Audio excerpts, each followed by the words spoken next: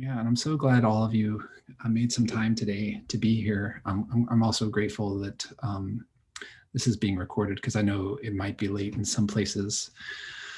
And I'm really grateful to each and every one of you, again, for making the time today to meet with us today. I trust that if you're here, it's in part because you're embarking on or have recently embarked upon a major life decision, changing not only your job, but also your industry. And so it's a real privilege to be a part of that journey. So thank you for including me on that. And again, my sincere thanks to our hosts, Matt and Zach here at User Research Atlanta. When I was setting out on my own transition into UX research, I came regularly to Matt and Zach's meetups in the hopes of learning how the industry works, to meet with some practitioners, to learn the lingo. And when I attended their user research conference at MailChimp, I set a goal for myself that I would one of these days present at one of their meetups. So I'm really grateful to have that opportunity today. So thanks, Matt and Zach, for all you do for us here in the UX community. Again, I appreciate that it might be quite late where you are. And so here's the too long didn't read. There is not a single path into UX or into user research. I hope that you understand that the work that you've done in graduate school is work. I would recommend, and you'll see that some of the other folks that I talked with will recommend, that you become a robust link in your network. And you do that by being true to yourself and acting in a way that can be trusted by others. And I really recommend that you invest time in telling your story. And you do that by respecting the mediums in which you're trying to tell your story. But I'll get to that a little more detailed in just a moment. Advance my slide like so. Here we go. So here's what I'll share with you then. Here's the longer version of that too long didn't read. On the next slide. So I am a UX researcher. So I interviewed some other UX researchers who were in academia before joining this industry. On the next slide, I'll give you a brief overview of what my careers have looked like. Then I'll share with you some findings from someone that I've mentored. Her name is Nia Jarrett, as she's setting out to learn more about becoming a UX researcher herself. After that, I'll share the findings I gathered from interviewing some other former academics. I asked them to describe a day in their life, to list what they thought were the transferable skills of an academic getting into the field. If they experienced any barriers to entry into the field, I asked them to share with me what those experiences were like. Any advice that they had about networking or rebranding or building their portfolio. And I also asked them to describe any pleasant surprises that came with their transition. And then I'll close out, this whole thing is about 30 minutes. I'll close out by talking a little bit about what my job search was like, so that you have a frame of reference. It may be similar for you. So here we go. Right now, I am a senior UX researcher at Verizon Connect. We're part of that Internet of Things space. We offer software as a service, the platform as a service, and so on. I tell people that I have a PhD in philosophy because I did it on this topic, addiction and Confucian philosophy. Prior to that, I did a master's degree in communication, and as an undergraduate, I studied sociology. Most recently, I had done several years as a visiting assistant professor, adjuncting in philosophy and also in art history. I went to a strange program. It was a low residency graduate program, and that enabled me to also garner some experience in the nonprofit arts industry here in Atlanta. And when I started graduate school, I was one of the co-founders of this kind of artsy para-academic group that we call ourselves Continent, where we did a lot of research and design stuff. So throughout my training and my professional life, I've been able to conduct research in East Asia, West Africa, North America, and in Europe. But before all of that, I was a high school dropout. I have a GED, and I have about 10 years of what was called in Wayne's world hairnet and name tag jobs. My first job actually was selling and making pizzas. So I'll start by sharing, I've met with Nia Jarrett here through our alumni network. Like me, Nia is transitioning from another industry into UX research, and she's been arranging informational interviews with folks in the field to understand it better, a behavior that I would highly encourage you to practice as well if you haven't yet. Her research project is still ongoing, and I'm really looking forward to the case study that she's creating. Here's a summary of the findings that she shared with me so far. She says that she's learned that as she becoming a UX researcher means she's going to have to get a lot more comfortable explaining the reasons for the research methods that she used. That is true. I am expected to understand which methods are more appropriate for certain kinds of questions. She points out that UX researchers are generally given the autonomy to fulfill their responsibilities without micromanaging. That's true. Like I'll come to this a little bit later on, but there's quite a lot of autonomy. It's very nice. She has learned from talking to her respondents that the best ways to create meaningful connections with other UX professionals is through UX organizations such as User Research Atlanta here. But also participating in or volunteering with hackathons in your area or virtually these days, as well as attending conferences. She's learned that some companies have their researchers embedded into cross-functional teams, while other companies might have their researchers set off in their own department, and then folks come to them seeking guidance or answers to questions. Yeah, here's what I found. There is no one path into UX research and design, as I said earlier. I've met with folks who have backgrounds in journalism, media studies, the social sciences, the humanities, and so on. To help me prepare for our conversation today, I spoke with several folks. One was formerly a tenured assistant professor, and you could say their PhD was in poetry. Another person who is a doctor, had their doctorate in cognitive neuroscience. One other person has recently, they are ABD, they're like pulling together their articles for their dissertation to then defend it, and they're right now working in the industry. So a range of experience, some management, some practitioners, some junior folks as well. It is true, as a UX researcher, I enjoy a greater deal of autonomy than I had anticipated. And frankly, I think it's greater than what I felt while in academia. And I think that sense of increased freedom, I think that really frankly arises from the fact that I can afford to live and I don't feel like I have to work 60 to 80 hour weeks in order to meet the demands of my students, my tenure clock, my committee needs, and so on. I was really surprised by that. And I think it's wonderful. And I highly recommend working in that way. But here's what some of my respondents said. One person is, this first respondent here is in a management role, and they said that they spend most of their time in meeting with either members of their team, the research team, or meeting with members of the cross-functional team, whether that's product managers or marketing folks, what have you. They're meeting there to talk through the problems that they're facing, or to identify areas that they don't understand, or that trying to understand how they're going to advance the roadmap that they've set for themselves. They spend some of their time in workshops doing that kind of work, and they spend a lot more time. Again, they're in a management role. They spend a lot more time than they would like cleaning up their inbox. The next respondent here pointed out that when they started, they were not brought on to a brand new project. They fell into the middle of something. And so because they were in that fluid situation, they feel that their training enabled them to be really creative and to be able to pivot rapidly, because they'll start out their planning, they'll set up the agenda, and then realize that something else, there's some dependency or something like that, and so now they have to switch it out. So their planning can be blown up by a stakeholder in a week's time. But that sounds sort of rough for me, but they seem to enjoy that quite a lot, having that kind of flexibility there. And yeah, one of my respondents also spoke to the sense of having more freedom to explore questions than they had previously in academia. And they wrote here a sense of flexibility. What they were referring to there was that they're not tied to the same funding mechanisms that they were before, right? I put myself in italics here. I thought, when I came in, I really thought what was going to happen was I would land on this team, and then someone above me was going to tell me, okay, Paul, from now on, you're going to be doing user testing on this thing for the next 6 months and maybe for the rest of my life. I don't know.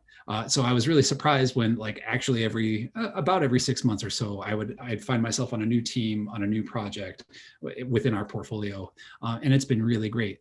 Again, what I'm out there doing is a lot of foundational research, not really evaluative research, and just trying to understand what the problem space is. So I asked my participants to describe for me what they thought were the transferable skills that come from being an academic. One person put it here, right? Everything is transferable. Everything about your experience in academia is relevant for the work that we do in the industry. Probably no surprise, your ability to manage your own research projects. Like if you have a PhD, like you are an expert at project planning and project management and scoping and so on.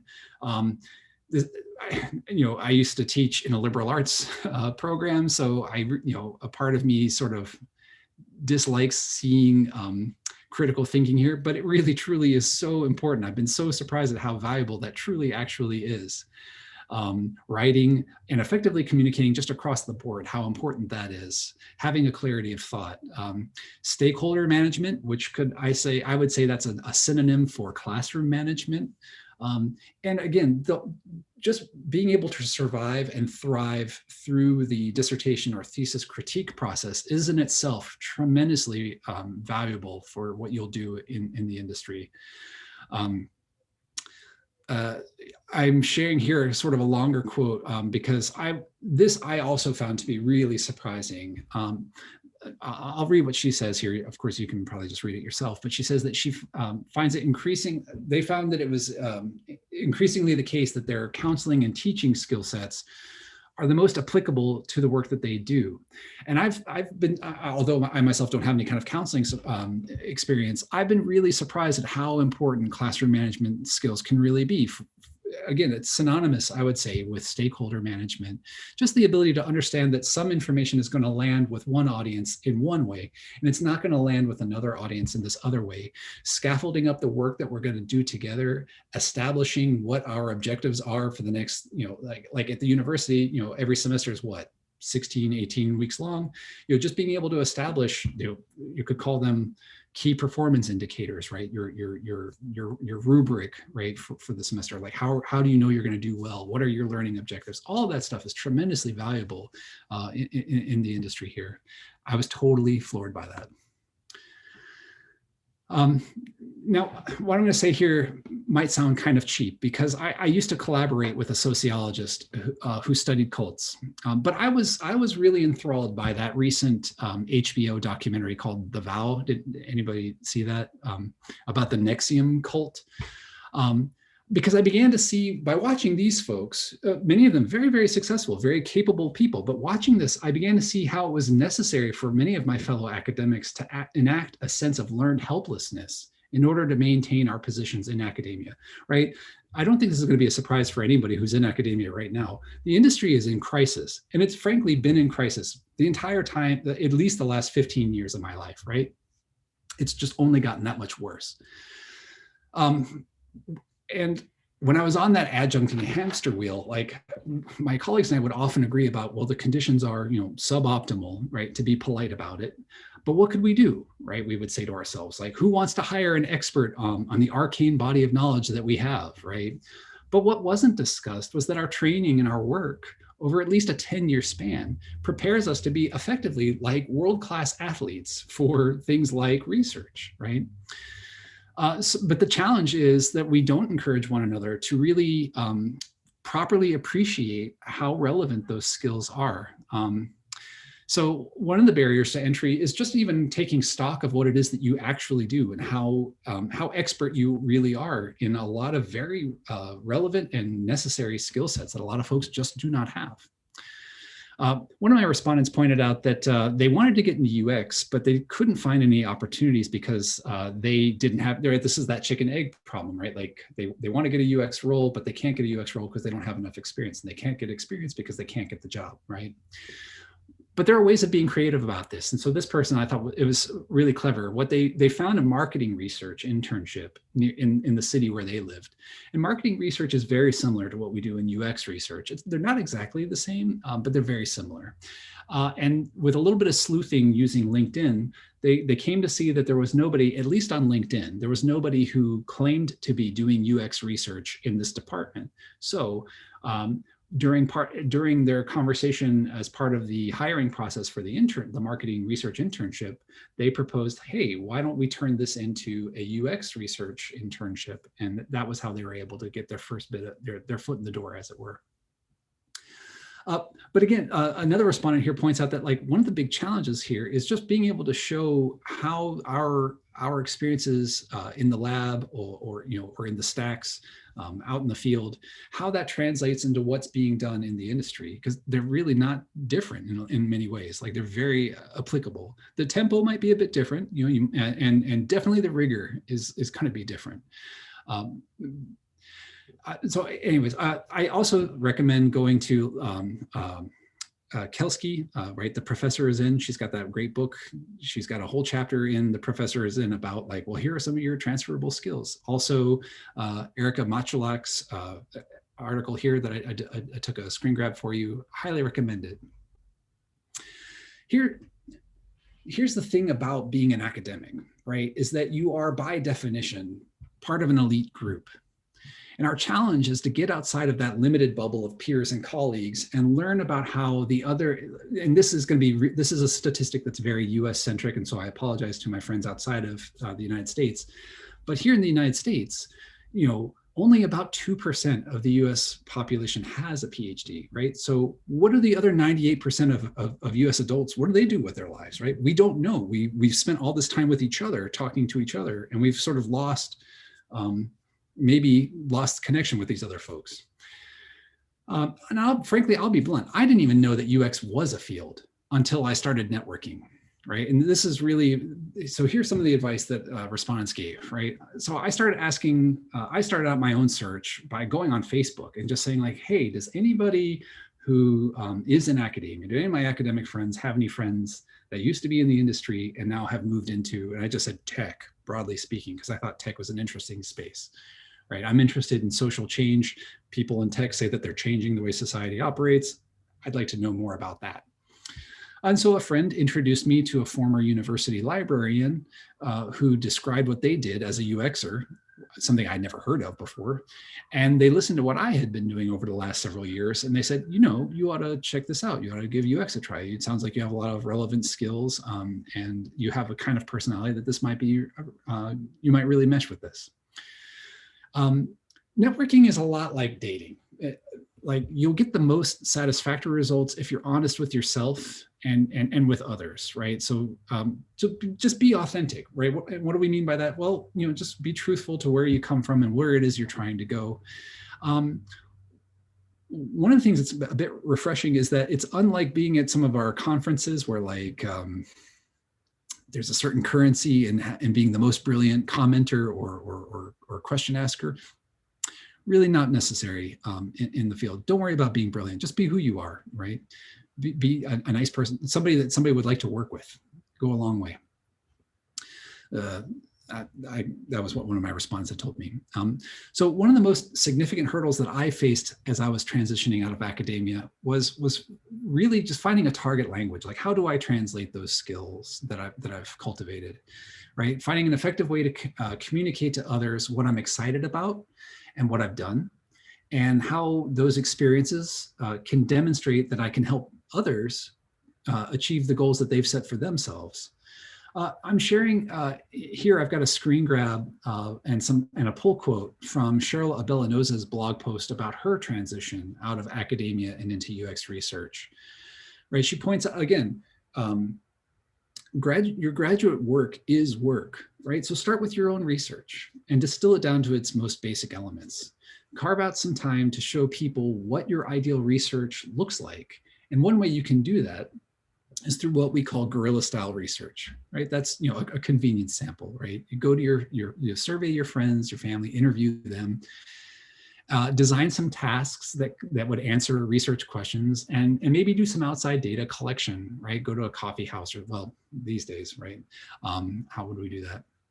But when you're out of topics that interest you, or if you're like just a research blank, leverage social media to find out what other people have questions about and create research designs for those questions. And in fact, that's kind of how I structured this, right? I went on the Professor is Out and a few other of these groups that are on in social media groups for folks who want to transition out of academia and into some other industry. And I just ask people, do you have questions about this topic? I'll try and find an answer for you. Another big challenge that I faced was just understanding what has currency and what are the best ways to tell my story. A portfolio can do that.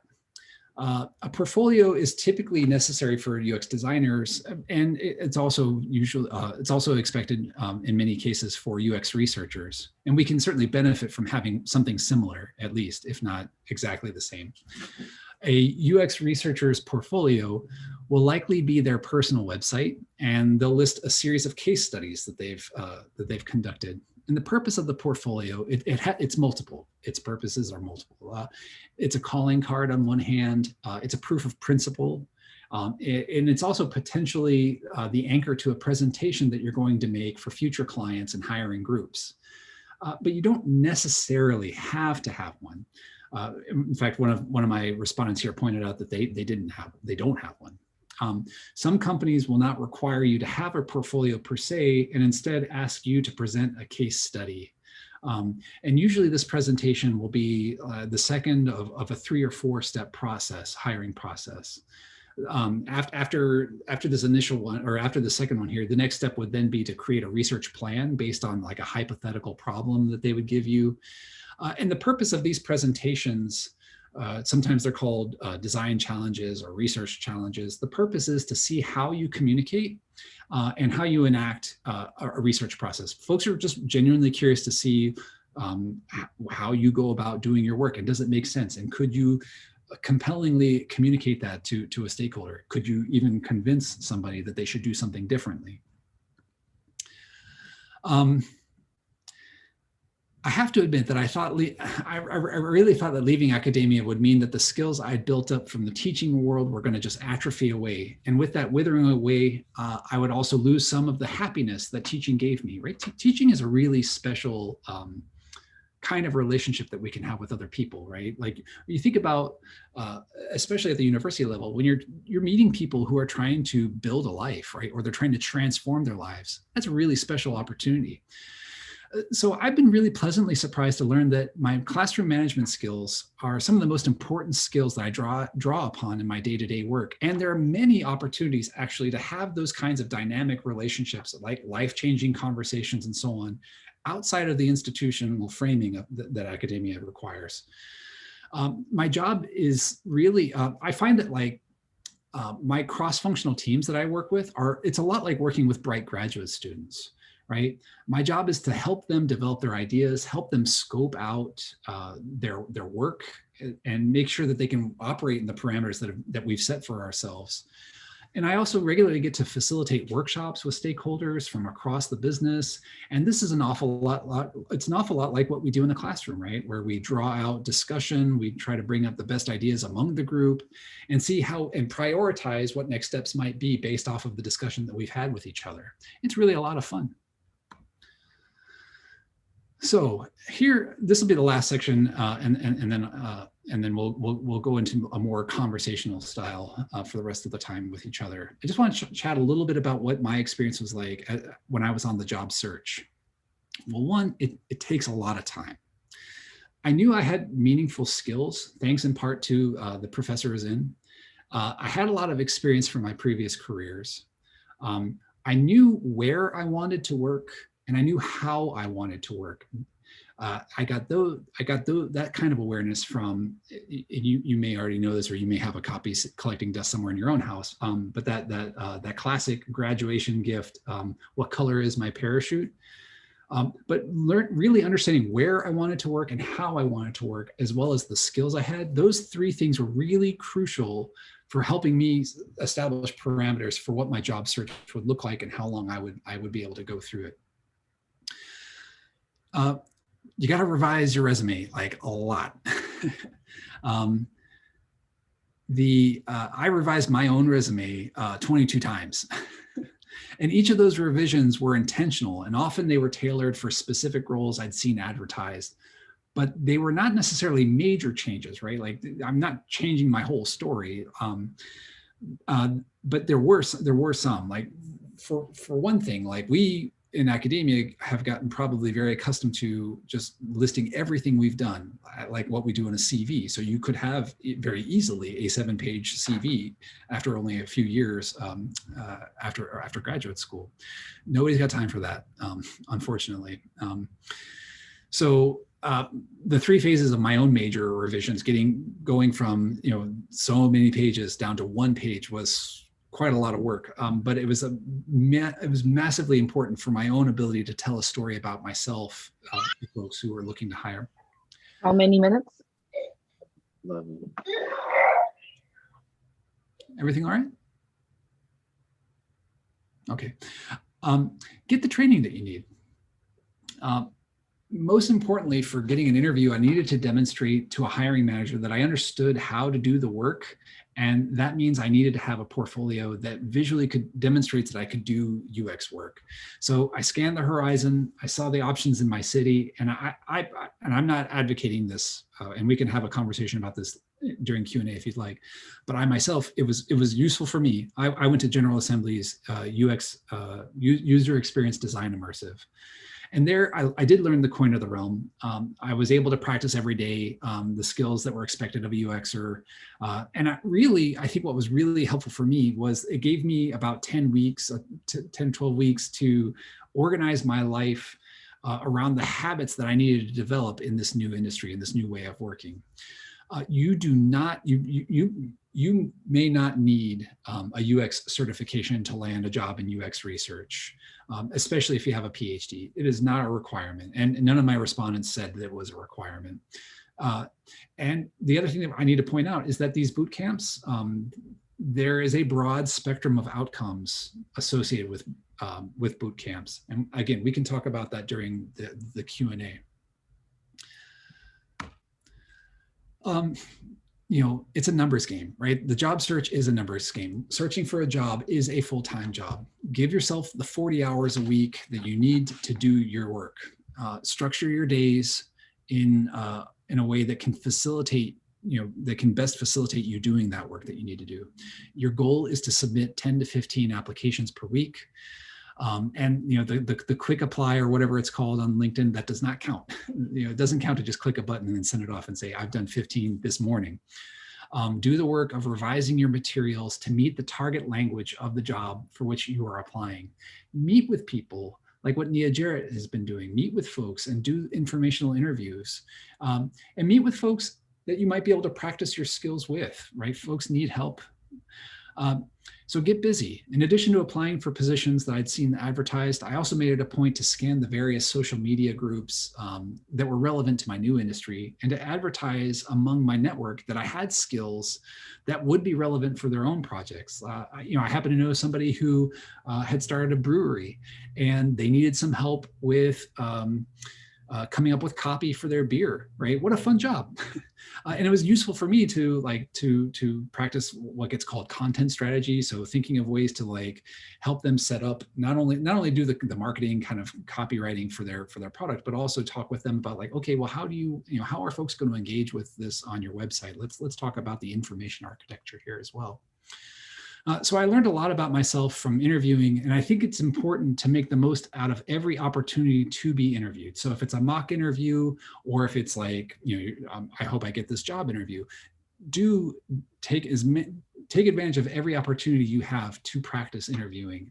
It's a wonderful skill to have, and it goes quickly. That will atrophy very quickly. So I learned a lot about myself from interviewing. and I'd said this at the beginning, that each medium that you use to tell your story, each medium really deserves to be thoughtfully engaged with. Some elements of who you are, some of those things can be communicated very well through writing, but some things are better communicated or better spoken, right? Other things really need to be communicated with a graphic. Or your headshot matters, for example. Some things that are spoken over the phone just don't land in the same way that they land when you're in person with them, or when you're in this tiny little box like I am right now. And just be aware of that, the mediatic constraints, if you will. And this will be my last thing about what the job search is like. Become a strong link. I believe this was the most important thing I did to land my new job in this new industry. And in fact, my hiring manager, I was so grateful, because this like hardly ever happens, right? My hiring manager at the end of the final interview told me that it was because of my networking, during which it was because of my networking activities. I'd spent like, a few months networking. I'd actually met, this was not intentional, but I'd met just about everybody on the team going through all these networking events. And so when it came time for that team to be hiring, they said it was much easier to want to hire me because I'd already established rapport with all of those folks. I understood what they were like. I understood what their concerns were, because we would talk about those kinds of things at networking events. And so it made a very seamless transition. I participated in, I know it was 30 networking events in 7 months. So that's about one networking event per week. And I think that's a realistic target for you. But really, just be kind to yourself, right? There are days when nothing about the job search seems to be working, right? And then there are days when it seems like everything is going perfectly on your job search. There are going to be interviews that are awesome, and then they announce like a month later that they've selected somebody else. And then there are truly terrible interviews where it's perfectly obvious that neither of you understands what either of you are trying to do here. And then there is going to be the perfect job for you. They want you, you want them, and the timing is perfect. It just works out. Here on that last point, I'm really grateful to Sam Van Horn, here in Atlanta. She, at a networking event, she told me when I was on the job search, she said, Paul, there's really just a lot more serendipity in hiring than we care to admit. We'd like to think that everyone gets hired because of meritocracy and so on and such. It's just not the case.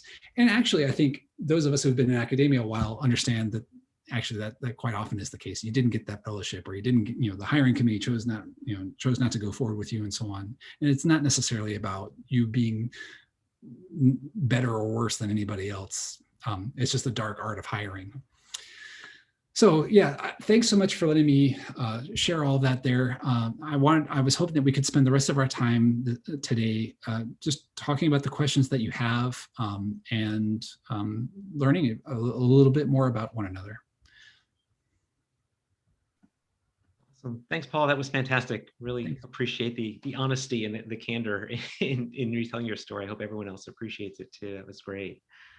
I just want to make a quick note before we get into Q&A. I see a lot of the posts going through the chat of people sharing their LinkedIn links, which is fantastic. I really encourage you all to do as much as you can connecting on LinkedIn or offline.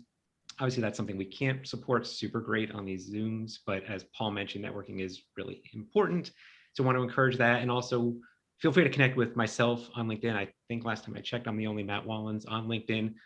Anyone on here, feel free to connect with me, ask questions, or any way I can help you out as well. I'm happy to do that. With that, let's throw it out to Q&A. If you do have a question, you can either raise your hand in the chat, throw up the little icon, or if you want to just type it, into the chat window, and we'll just take them as they come. And we're going to assume there are questions. First question gets a lollipop eventually. What is your question? First question from Jennifer, Jennifer Johnson. Jennifer, you want to unmute and you can just ask your question in your own words. Hi, can you hear me? Yeah, hey Jennifer. All right, yeah, it was mentioned that the rigor is different between academia and UX, and I was wondering if you could go into a little bit more detail on that. Yeah, for sure. Yeah, so how about I'll I'll give an anecdote. So I was working on a project. This one was a bit of evaluative research. We were in a we were approaching like an alpha and a beta phase for a new product that was going to come out, a new device that we manufacture, and we wanted to get a sense from the customer base, like, hey, what do you think of this thing? Like, does this do what you expect it to do, and so on. And part of how I would do the recruiting it was going to be like part interviews. And I was going to also try and do like a Kano survey, so I could get a sense of like, well, what really matters for folks. So I built out, I had this like Matryoshka style like research plan in place. Everything was going to scaffold up very nicely. It was so exciting. I was really pleased with myself. And I got like 50 respondents for my survey, 50. And I just, and I'm just sitting there, and that was after like 2 weeks of this thing just being out there. And I'm thinking like 50 respondents, what am I going to do with that? Like, this is not, I'm just really, I feel like just so ashamed of myself. And I went back to one of my stakeholders. I said, hey, I'm a little bit concerned. Like I'm not getting as much, I'm not getting as many data points as I was kind of hoping for this survey. I got like 50 people to respond, and they were elated. They're like, 50 people? Are you serious? That's awesome. We didn't know anything about this prior to that. So 50 people is great.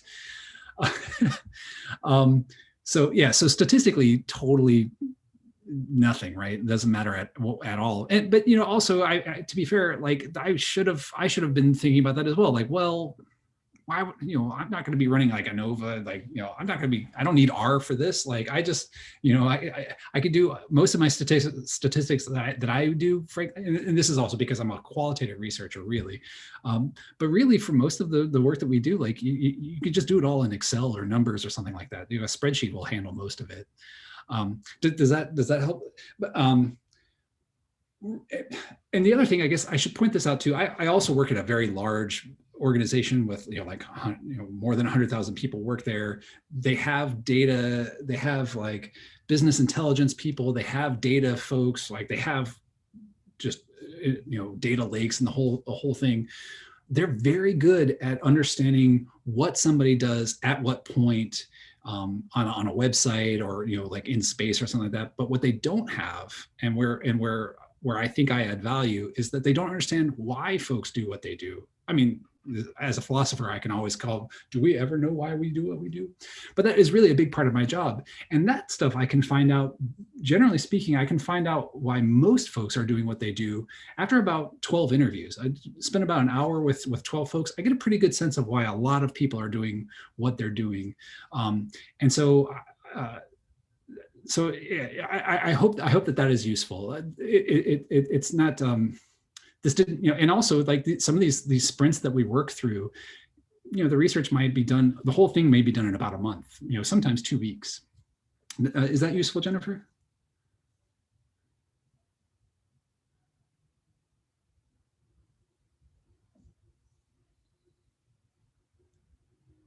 If not, let me know. All right, we're going to assume, Jennifer, you're good. Let's move on to who's next. Mark Richmond, my neighbor and frequent someone I see at Publix every now and then. Go ahead, Mark. What's your question? Hi, Paul. How are you? It's so great to see you. Thank you. So I'm actually mentoring at a different boot camp than the one where we originally met. And so most of the people who take this program have the chance to specialize in research or design or coding, but the vast majority choose visual design. And when I advise them about research, I think that the embedded researcher is more common. But since you've been speaking to a lot of people, I'm really interested in yours and anybody else's opinion. Maybe we could even have a poll on it. So I expect most people are researching, are assigned to one or more teams and are conducting research for them. Is that the case from what you found? Well, you know, I will defer to the greater experience of others here. Like I am still fairly green in the field, and yeah, I think I've seen both examples of both. Like, in fact, actually, when I started out, the way we were organized, we were in this kind of we were in this little pocket here, and we would get allocated out for, like on sort of like rotations with different parts of the business as it was needed. But we've lately shifted it to where now we have like a rapid research team that does some more of the tactical stuff, like usability testing, or deploying surveys, that sort of thing. And then there's the more generative and long-term tactical research that's done by folks who are embedded with the team and are probably going to be there for 6 months, maybe even longer, depending on what it is that the project that they're working on there, or the products that they're trying to serve there. But yeah, I would defer to those who have more experience than me. Okay, well, thanks. If you want to do a survey question on that, I'm pretty interested. I expect the embedded model is common in some places, but I see what you're talking about. The deep research is in its own. Well, no, the deep research is embedded from what you're saying. Yeah. And I think I'd seen recently some folks who had worked at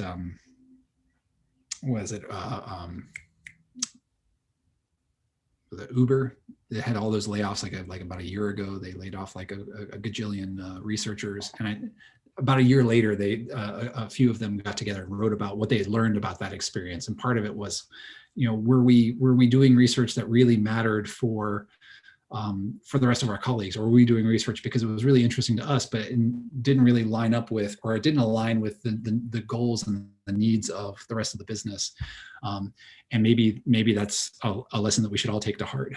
And perhaps the embedded model helps make sure that there are no air gaps between, like, I just want to pursue, I'm just really curious, I just want to know about people's interest in, I don't know, widgets. That's fine to have that curiosity, but also, like, why does it matter for somebody else in the business who's trying to produce better widgets, right? So yeah, hopefully the embedded model helps clarify that. Well, one common complaint I get from some local researchers is that the companies are just using them as a rubber stamp, usually late in the process to conduct usability testing. So I was wondering how widespread that is, where it's kind of you're in the rat race, so to speak, and you're just kind of, keeping pace the best you can. Your experience is quite different from what you're saying. So anybody who wants to chip in on that, I'm really interested. As am I. Yeah, I'd love to hear from some other folks, because I think it's a great question, and frankly, kind of a big problem. I would think for those businesses that do research in only that way. If anyone wants to unmute and speak to Mark's question, feel free.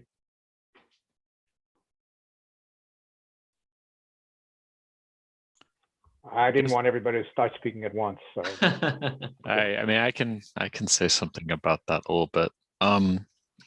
So right now I work at a company that's going through a merger. It's Truist. And without getting into the details, like, there's a lot of tactical work that has to be done in order to make that happen. And your opportunities for generative research when you're in the survival state are not as great. But working at a large company, you're sort of laying the groundwork while you're in that circumstance to try to open the door for that once you're out of the survival state, and building that transition to where, like, they start looking to you earlier in the process takes building a lot of trust. It's mostly building human trust. Very little about the rigor of my methods, very little about, like, how large my N is. It's very much like, do I believe what Rob is saying?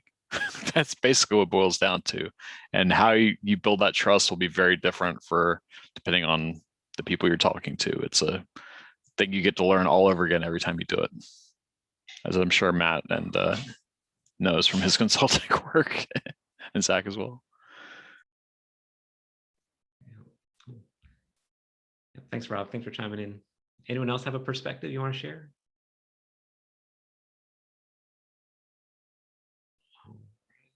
let's go ahead and if something comes up, feel free to put it into the chat or raise your hand on the Zoom. But we'll keep going on our questions, trying to keep track of all the comments and the questions. I think our next one up is Apruva. Hopefully I'm pronouncing your name right. Feel free to unmute and ask your question.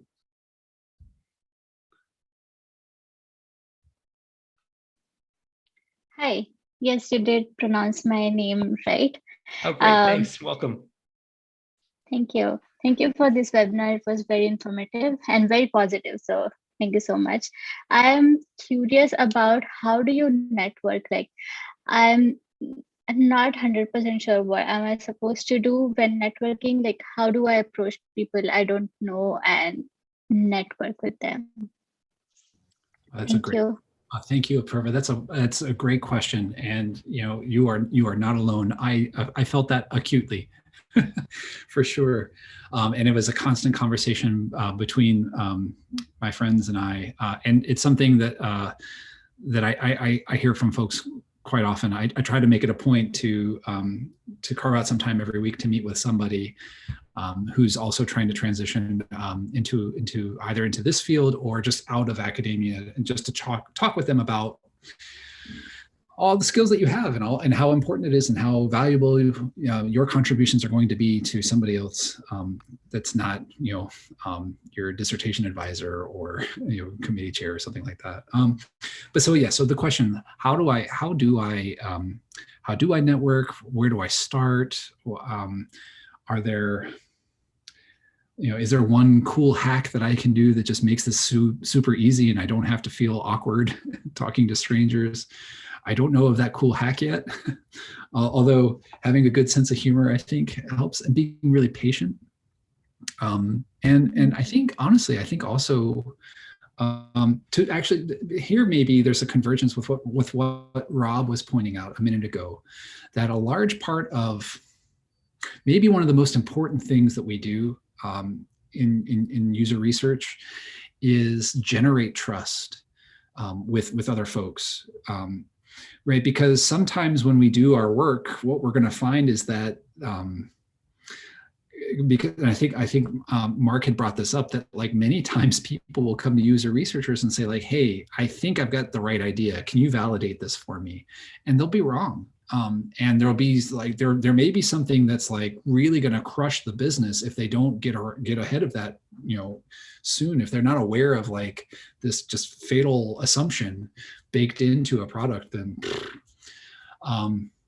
so how do we find the ways to help really smart folks who've done a lot of work to get to that point where they think they just need to have their ideas validated? How do we get them to trust us and hear us well? Some of that has to do with us listening to them well, and really and helping them and making sure that we heard what they said and that we really appreciate what values they have, and then being really transparent about how we came to the counterfactuals or whatever it was that alerts us to say like, hey, I think actually you need to take a different approach. This is a similar kind of thing that you can do, that you can practice when networking, right? For me, I would start out, actually before I even got in face-to-face conversations, which I appreciate we're not really doing a whole lot of these days, unfortunately. But then maybe there's good news here, because the way I would begin my networking was, I never used LinkedIn, right? I thought LinkedIn, there's a here in the States, we have this cartoon about 10 years ago, 15 years ago called Futurama. And there was this character that was like a big lobster guy who was just silly and really annoying, and nobody in the show liked this character. And the beginning of one of these episodes, he shows up on a date with this couple and says, hey, it's you guys, it's me from LinkedIn, remember me? And that's exactly how I thought about LinkedIn, because it was just the most annoying social media site on earth about 20 years ago, right? When they first launched, I was like, oh, I'm so tired of getting emails about how so-and-so is on LinkedIn. I don't care. Instead, I saw a lot of academics on Facebook, and so I used Facebook to network, especially for me being in a low residency program and not being able to enjoy the same kind of on-campus experience that some other of my peers had. I would use LinkedIn to understand what people were interested in. What are they attending events? I would make it a point to, like, if they said that they were going somewhere, I was going to make it a point to try to also go there if it was possible, or, you know, watch a show that they said was interesting, or read a book that they said was interesting. A similar sort of behavior can be done with LinkedIn as well. And LinkedIn has been fascinating because not only do you get to learn about cool articles in your subfield, but wow, there's a job that somebody just liked on LinkedIn, and I might be qualified for that job. I'm going to go chase that down. Meetup here. This is how I learned about Matt and Zach. Meetup, the app here, you can see a list of who is going to attend an event, and then you can see who's coming, and you can say, like, wow, I know so-and-so works at this place here in town. I would like to talk with them because I don't want to work there, but I want to know more about what they do because their competitor is hiring and I want to sound knowledgeable. So I would look at events that were happening on Meetup and see if there are any people there I recognized on LinkedIn, and then make it a point to be there. And then my goal for that evening or that afternoon or whatever would be to just chat with that person and say, like, hey, I've seen you on LinkedIn. I'd like to know a little bit more about your work. It seems pretty interesting. You can almost never go wrong by starting out by saying, like, I think your work is fascinating and I want you to tell me more about it, because next time nobody ever wants to know what I want, what I'm interested in, or what I'm doing. So when I finally get the invitation, I'm going to run with it, right? And then our job is just to listen and maybe like mirror back to them what they said and take it to heart, right? And ask myself, like, okay, would I want to work like that? Would I have a similar concern that they've just communicated? Is that helpful, Apurva?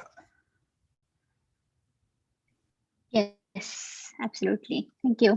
Thanks so much for asking. Thanks. Let's throw it back over to Rob Solomon with the next question.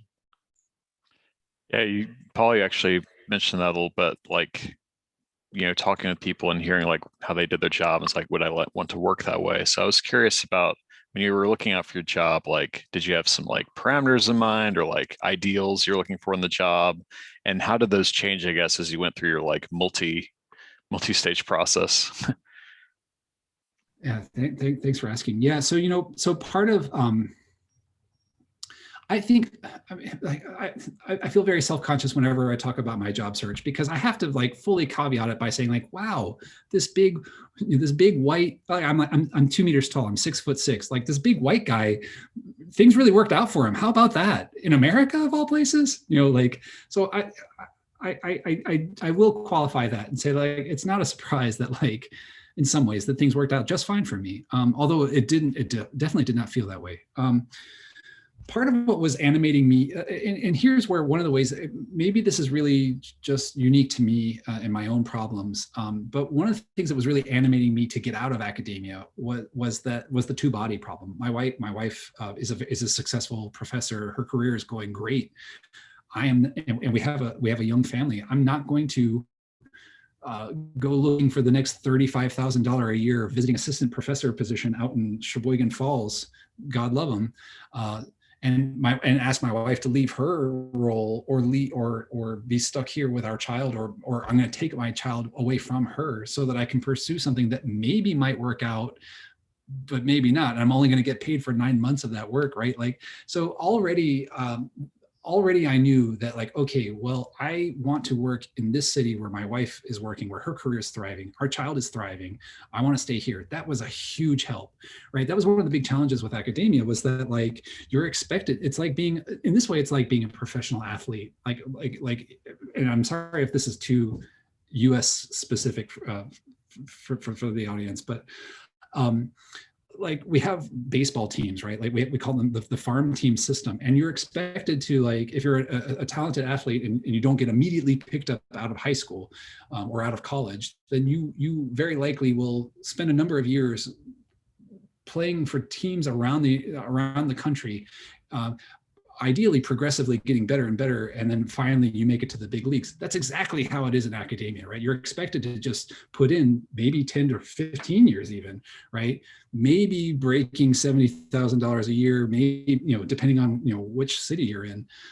It's really untenable for a young family. And so I knew I was sort of blessed with that I knew it had to be here. And then I didn't know anything about, I didn't even know that UX was a field, frankly. I'm so surprised, things worked out for a big white guy. I didn't even know what the UX was, right? What is he doing out here?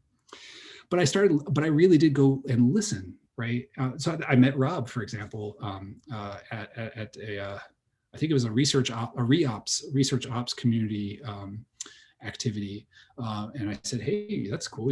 I think at the time, Rob, you might have still been working at Georgia Tech.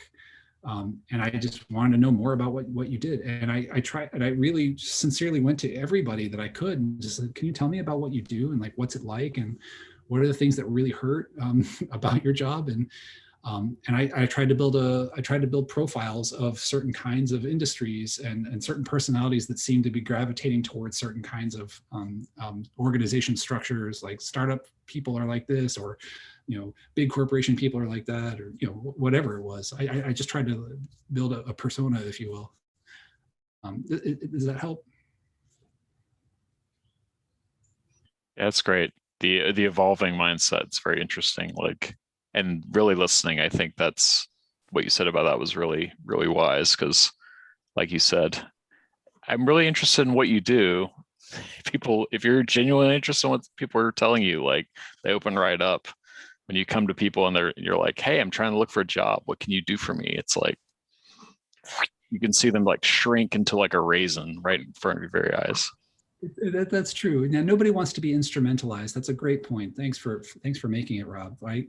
The other thing I like when I think about my job, I try to explain sometimes to other people within my own company. I try to explain to them, like, because it's new to them too. Like, what is the user research? What is that? It's like, I'm like a professional gossip. Like I go and I listen to what people say, and then I go and tell other people what they said, but I try to make it make sense for that context, right? I try and translate it for them. Cool. All right, thanks guys. Let's go to our next question. Let's scroll back up here. Maya Brown, I don't know if that's one name or two. Maya Brown? Maya Brown. Yeah, sorry, my first name's Maya. Yes. Okay, that's what I thought, but didn't want to assume too much. Welcome. Go ahead and ask your question. Hi. Yeah, so I was just wondering, so I'm going to scroll to my question. So I was wondering how you transfer like skills. So if you're coming from academia and you haven't, used a tech product or did any type of usability testing, how do you kind of market those when you're interviewing and trying to transfer over into the tech space? That's a great question. Yeah, thanks for asking that, Maya. Also, I just noticed that Nia Jarrett is here. So hi Nia. I don't know if you were here earlier, but I was showing your work. Okay. So Maya's asking, like, okay, well, I don't think I have experience like doing user testing, for example. Like how would I how could I get some more experience with that? Or like, how could I find some similar experience that I've already done that I didn't realize was like user testing? For our friends who are in, like psychology, this is maybe a bit easier, right? Because they've probably done some other kind of, I don't know, maybe psychometric testing or some other kind of moderated session with folks. That might not be so relevant for me, for example, with a background in philosophy. What do I know about moderated testing? Well, and I don't mean to open up one of the good things about UX for folks who are UX curious is that basically everything you want to know about UX is online. Like it's stunning. Like there's just no shortage of information. Like it's almost as if everybody in UX is very busy right now telling you about the fact that they do UX. And by the way, you ought to evangelize about UX because people really need to know about UX. So there's a ton of information out there about what these methods might look like and how we could practice them. And this goes back to our earlier question. I'm sorry, your name is escaping me now. But you had asked about Rigor. Oh, it was Jennifer, I think. I think Jennifer had asked about Rigor. Here, for usability testing, for example, perfectly acceptable to do this Guerrilla style research, right? Like find, let's say, I'm sure you've used a website or a mobile app that drives you crazy. Maybe you could just write down some ideas about what it is that drives you crazy and then try and make the case to the company that is responsible for that piece of software and be like, hey, you got a product that could really use some help. And don't just take my word for it, because you can then say all the things you don't like about it, but then go out and ask some other people like, hey, would you mind doing the following activity on this app or on this website? Record what they say. You could take photos of it, take video of it, write it down, your notes, whatever. But build the case, right? And just gather the evidence and then send it to them. Be like, hey, look, I did some guerrilla style research for you. And like, this thing's really, you got to change this thing about your hamburger or whatever. That's a totally valid research activity. And I think you would be surprised at how you're probably very good at it, right? Because it's not rocket science, right? You just need to be methodical and thoughtful about how you're going to collect the information. And I think then the next thing is like, and how do you get, how do you foster or engender trust with the recipient of that information? Like, hey, like, how do you get the person who's doing who's going to do the research activity with you? Like, how do you get them to like be open and honest with you? And then how do you get the person who's going to receive that information? How do you get them to hear it well, right? How do you empower them to make the best decision they can? Because you're going to basically provide good counsel for them. Is that helpful, Maya? Yes, that was helpful. And I'm coming from like a psychology clinical research background. So I do have like research background. It's very quantitative. Sometimes I'm like, they're like, oh, like usability. I'm like, I don't have direct, like, you know what I mean? Like with a tech product, but the Guerrilla research, I think is a good way to like, just play around with some of the apps that I use daily. Yeah, man. Yes, indeed. And I'll say this too, that like, usability, it sounds like, wow, we're going to really zero in on this. We're going to find the smoking gun. And then, we started talking about like, okay, well, what metrics are we going to change about this usability? How are we going to really get this like solid? And then you realize that there's, it's just an old man behind a curtain, like pulling levers. Like, so we would like to think that like what we're doing is like, it's hard to really measure.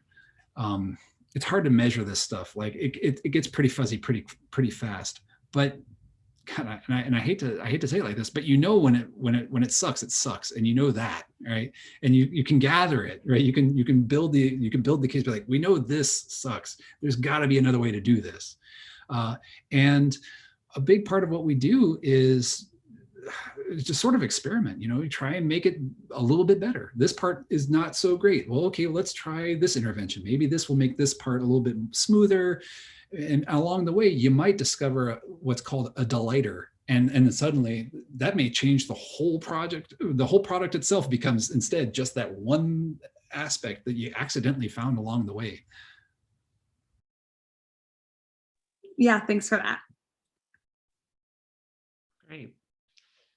Thanks, everyone. I think that has exhausted our questions that have been posted. Does anyone else have any more questions? You want to add it to the chat or raise your hand in Zoom? Got a little bit of time left that Paul can be grilled. He's been doing such a great job handling all these questions. Any other thoughts or anything at all? Yeah, Ross, what do you have? Welcome. Hey,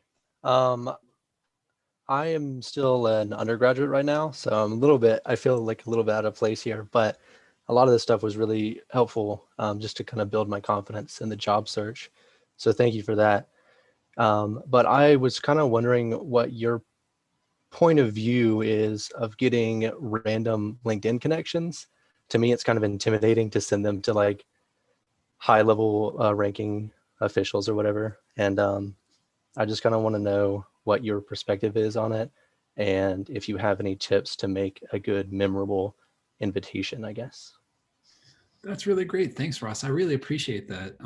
It's a wonderful question, because I have opinions about LinkedIn and random connection requests. There's a spectrum, right? And it's totally mercurial. Somebody might just be really compelling for some reason. They have an awesome cover photo and I have to see more. So yeah, okay, I'll connect. I do have kind of a filtering process, I guess. Basically, I will say yes to anybody who sends me a message that is not them trying to sell me their business services. So like if Ross, if you were to like reach out to me, be like, hey, Paul, I had a conversation with you. I was glad to have a chat with you today. Thanks for taking my question. Bing, you and I are going to be friends, and I'm going to say, thanks so much. It's really good to connect with you here. And I'll do that for anybody.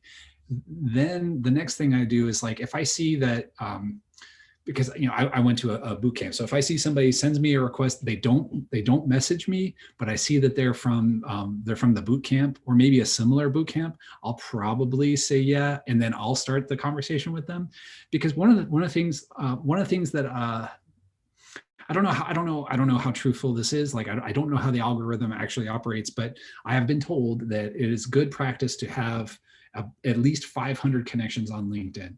So for really junior folks who are like at the beginning of their career or who are making a transition into a new industry, the card's kind of stacked against you, if that is true. So like, what does it cost me to have, another LinkedIn connection that doesn't really generate any conversation? In some ways, nothing. It costs me nothing, but in other ways, like, anyways, so yeah. So what I would suggest then is if I see somebody that I want to connect with, and I definitely, there are people who I see sometimes on LinkedIn or, there was a time when I left my house and I would see them in the street and I freeze up because I'm like, oh man, I'm so excited. I totally want to connect with that person. And one of the things I have to remind myself of is that people want to feel cool. People want to feel that, you're giving them a gift. By saying like, I really want to connect with you, that's a gift. And if when you connect with them, if you get this weird, creepy vibe, that is another gift that they are giving you because you probably don't want to connect with them actually. I'll save it for another time, but like I have this great story. I was a high school dropout. I was a snot-nosed punk rock kid. And I met one of my idols, a legend in punk rock, a guy named Jello Biafra, and he is my role model for exactly what you're asking here. I met him, and he was so just laser focused. Like when he met me, he was like, I said, oh, Mr. Biafra, your spoken word album, I Blow Minds for a Living, it changed my life. And he goes, good, now it's your turn. And I just felt like Jello gave me the mission, and now it's my mission to do the same thing to anybody else who ever like wants to like connect with me. Like my job is to amplify what you're doing and like encourage you to just make it happen. So it's a long story, but yeah, thanks so much. Let's connect. Thanks, Paul. You've had an influx of more questions, so let's try to get through as many of these as we can. Next up, I think was Elle. You want to unmute, ask your question?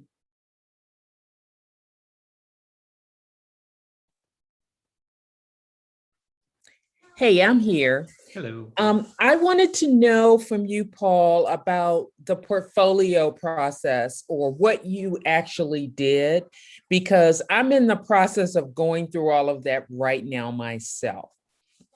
And I'm kind of struggling with some of it. So I was wondering, did you do an online something that to the public that everybody could see? Do you think that's preferable to something that is PDF that you can send to people? My goal is to create something, whatever that is, because it's in process, that I can link to my LinkedIn. So when somebody checks me out on LinkedIn, they can just click and go from there. Awesome question. Thanks, Elle. And I really feel you. It is such that struggle is real.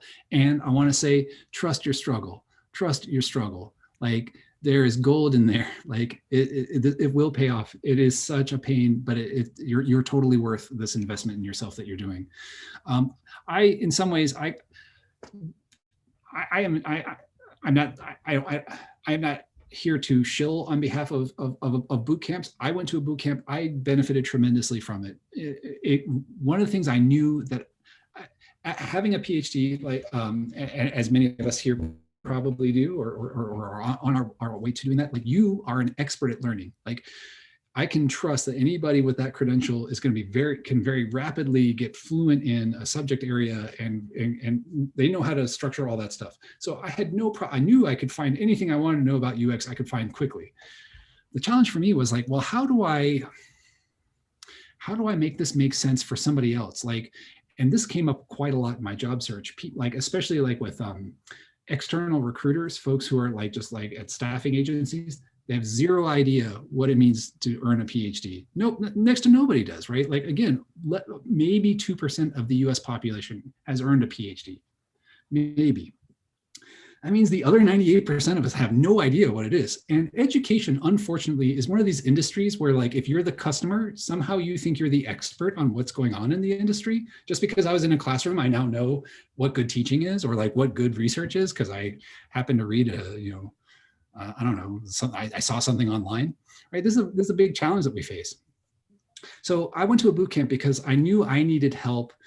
I needed a minimal structure that would keep me accountable to do these kinds of things, like revise my resume and build a portfolio. In my case, like the whole boot camp was structured around projects. They are artificial, right? But what I went through a phase where I thought it was really important that like I just every single aspect of this project I did for my boot camp in 2 weeks, every single thing has to be on my portfolio. And then I realized about a month after like completing it and also having done my last round of revisions and about a month of like interviewing with people that nobody cares. That the purpose of the portfolio is to help me tell the story better. So it was really necessary work for me to get good with myself and really appreciate what I had done over this period, right? Like, okay, here's why it actually matters, why I did this work. There's that part. The other thing that was really humbling was somebody in a hiring, like someone like in the UX leadership at the Home Depot, which is based here in Atlanta. Somebody in a leadership role there was on a panel talking about, there's a UX group here in Atlanta called UX Helpers, and like it's a lot of folks like me who are junior and like transitioning into the industry. We would go to their meetups, and they were talking about portfolios, and they said, I'm going to level with you. I spend about at most 30 seconds looking at your portfolio as I'm walking from one appointment to another, and that's it. And probably not even 30 seconds. I spent like 8 weeks on this thing, and you're telling me like you at best could give me like 30 seconds? Well, I can't change that. Right? Well, what I can do is make the most of what I know, right? And that is, whatever's most important, it's got to be at the very top of the page, very simple and plain language. And and then tell the story, like it's kind of classic journalism stuff, right? Like it's there, the story gets told in the headline, then a little more detail, and like it can expand out from there, right? So all the important stuff needs to happen at the top, and it needs to be really obvious what the logical connection between these different elements would be. So definitely spend the time to make your portfolio. Try to make it as simple a story as possible, and then and also understand that like how simple does it need to be? It needs to be so simple that somebody who is walking between appointments who had less than 30 seconds could understand that I am a capable storyteller and I have done research at some point. Okay. Because of a whole bunch of other people probably have questions, I'm going to leave it at that, but thank you. Thanks, Elle. Thanks, Paul. Thanks, Ellie. Let's do it. I think Emily was next. Had your hand up for a while. Go ahead, Emily. Hello, can you guys hear me okay? Yep, sure can. Go ahead. Awesome. So thanks so much for this. This is super helpful. So I have a different question that I posted than the one in the chat. So I'm just started the pivot from academia to UX research. I have a coach as well, and I'm actually coming from academic librarianship. I stepped out of faculty and then went to academic librarianship and found out that I didn't get far enough out of academia. So my question is that I now am sitting down to do this pivot, and I have so many things to read, so many resources, as you said. There's like tons of stuff out there just freely available to learn. So I feel like I'm just getting a bit overwhelmed with all the information and what I should be doing first, right? Should I be working on my resume first? Should I be learning the basic terminology? Should I be starting a portfolio? Should I actually map out a plan? So that's my question. Yeah, how do I prioritize all this? There's so much that could be done here. How do I know which one is the first priority, right? Is that a fair way to ask it? Yes. Yes. Yeah, that makes perfect sense. I totally get that. Well, I think the great news is that the person who got me into UX actually was also a librarian, and I'm about to meet with another librarian, like university librarian, I think later this week. So you're going to be in very good company, I think. You have plenty of relevant skills. That doesn't make it any easier to do this prioritization thing.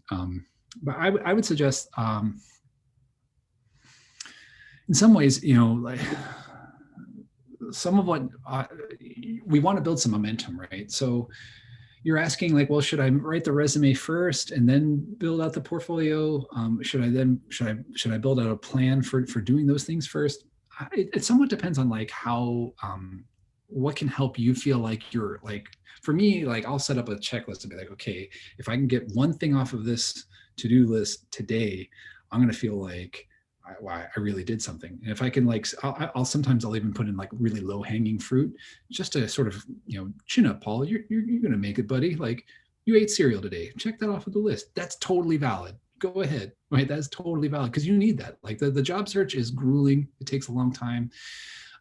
People don't get it. Like they just don't, you're on the phone with these people and they're like, don't you understand? I'm brilliant. Like, and I'm nice. I'm not a jerk. You should hire me. But I think also, I think what you'll find as you're making progress on your resume and on your portfolio is that these are going to be mutually informing activities. Like at least it was for me, and I suspect this is probably true for many of us, that like as we are finding ways to more effectively communicate what this case study is or what this project I did, like I put it in a box here, as I'm finding better ways to like more quickly say what it was and more effectively like visualize it. Maybe like I came up with this cool infographic to explain like what happened here. Like as you're doing that, you'll probably find like, oh, I could tweak this phrase. Is just the perfect phrase. I'm going to take this phrase out of my portfolio and I'm going to put it in my resume. Or maybe likewise on your resume, you realize like, oh, I should bring this back over here and make a little entry about this fun thing I did. It's not really in my portfolio. It's just a fun thing I did that people can see on my website. So I think they'll be mutually informing. And, I think there's there are a lot of, like I said, there are other folks with similar backgrounds to you. And I think you'll benefit a lot from sharing with them. Many hands make for a light load, right? Ask them like, hey, could I see what your resume looks like? Would you mind if I had a glimpse at what your portfolio is like, and make yours like theirs, right? And ask them how they got there. I think it'll, not only will it give you some inspiration, but I think also, we're only on this earth for as long as we are. Of course, we have to get paid and support our families and our loved ones. And also, if we have the chance when we're making a big life-changing decision like joining a new industry, if you can make some friends along the way, that's awesome. Because it's really hard to make friends as an adult, right? Yes, definitely. Yes, I have a young children as well, and so just trying to fit this process into my life. Totally what you just said about the mutually informing. That's exactly been my experience. Like I'm going to put this over here, and then I'm going to go over in there and add it to this and this and this. So it can, I think, get easy to feel a bit lost in the process.